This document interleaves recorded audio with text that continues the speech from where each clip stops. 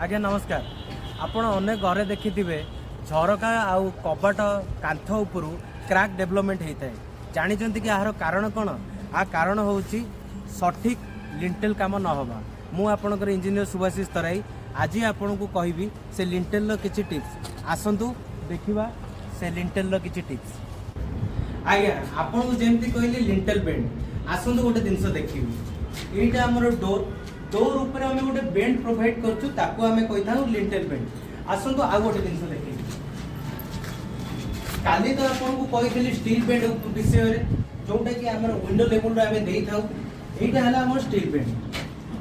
हम एठी जोटी देइछु विंडो ऊपर एटा को हमें कहि थाउ लिंटेल बेंड। लिंटेल बेंड दबा द्वारा कोन होइताय आपनकर घर रो कांथ को से कौन करता है मजबूत भाव में जाबड़ी धरता है जहाँ फल कि आपंकर क्रैक फॉर्मेशन हुए ना।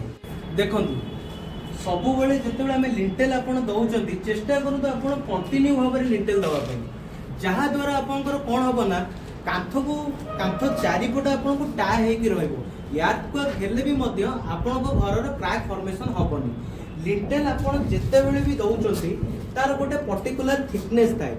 थिकनेस कौन आम थिकनेस क्या कहते ये जो बेंड देखुं गोटे थिकनेस थाए गोटे हाइट थाए से हाइट आप 6 इंच रु 8 इंच रखु जहाँ फल कि आपणकर वाल उपर जो लोडटा आसे सेटा डिस्ट्रीब्यूट हो जाए आपणकर विंडो किंबा डोर उपरे किसी प्रोब्लेम पड़े ना कि किसी लोड अफेक्ट दिए आम लिंटेल जो रड यूज करता आमर 8 mm 10 mm 12 mm से अनुसार देला मात्रा आपणकर लोडटा डिस्ट्रीब्यूशन हो जाए।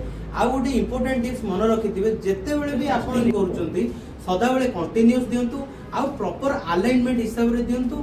आ गोटे जिंस जोटा समस्त भूल करंती ग्रेड ऑफ कंक्रीट M20 आ M25 यूज करंतु। आज तो आपण लिंटेल विषय रे जानले। जदि ए चैनल टी आपन को भलो लागुची मु इंजीनियर सुभाषिष तराई आपन को एमती सदा बेले आपनकर नुवा नुवा टेक्निकल वीडियो आपन को आनी के देबी। सेति पई मो चैनल को सब्सक्राइब करंतु। जय जगन्नाथ। धन्यवाद।